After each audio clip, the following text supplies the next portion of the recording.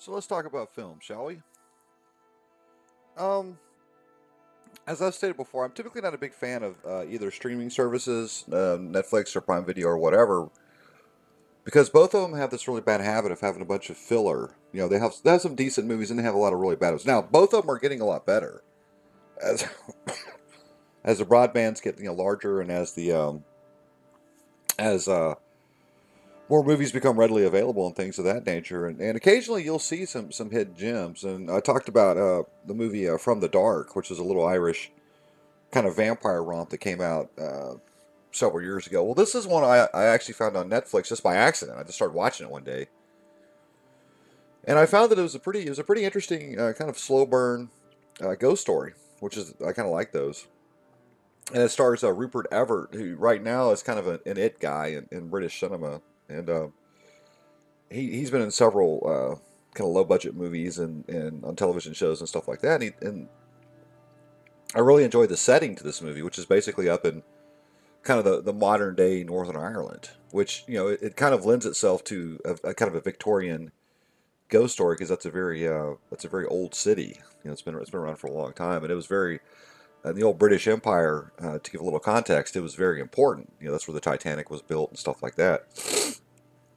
Sadly, the political instability they had in the 60s and 70s kind of took away from that, but Belfast was up until that point a really kind of a city that was uniquely I wouldn't say British, but it was kind of this weird hybrid of Irish and British, and it was uniquely needed in kind of the old empire. But anyway, with that said, let me jump into the movie. The movie basically starts with this guy who seems like he's a decent, nice guy, kind of a character that I wouldn't say playing against type that Rupert Everett would do, but he's more of an everyman. And well, his wife is having an affair, and he kind of figures it out, and they move into this old house, right up in somewhere like the old part of Belfast, or I'm thinking it's Belfast. Could be Derry, or could be, but I know I'm pretty certain it's somewhere up in Northern Ireland. But it's got to be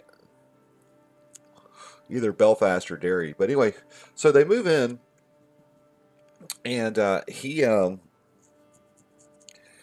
begins to have these like weird visions and these weird things begin to kind of happen, and then his he begins to suspect that his wife is sleeping around on him, and of course he figures out it's true. Well, his wife turns up dead, and of course the police, and played by Steve Oram, who's also in A Dark Song, which is another great little Irish slow burn horror movie.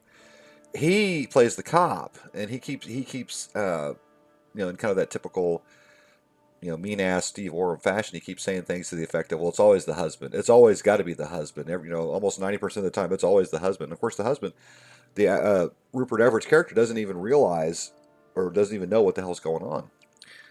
And but anyway, he has this.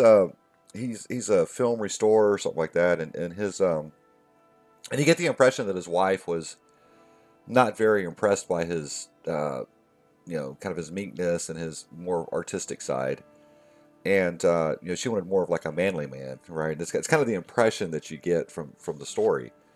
But anyway, there's an assistant that he works with, and she seems like she's really nice, and she's kind of taking a shine to Rupert Everett's character, and then also there's a nanny who's kind of taking up the motherly role, and the two of them begin to realize that the central character is acting more and more erratic as the story goes on, and he begins to see stranger and stranger things. He begins to have these weird dream sequences of people in suits, and he begins to have visions of one of the original characters who killed his family, and it, it there's a lot of atypically Victorian things in this. This is one of the reasons why I kind of like it. It's got the people with the old fashioned Halloween mask on, and there's a lot of ambiguity as to what the hell they're actually doing. Are they having a séance? Are they actual occultists? Are they doing both?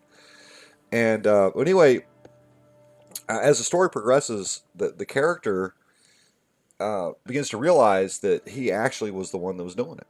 And he was somehow he got possessed by the house, or got possessed by by uh, the spirits of the long dead occultist or spiritualist, or maybe the house was always haunted. I mean, who knows? I mean, but anyway, the movie, like I said, is a very slow burn.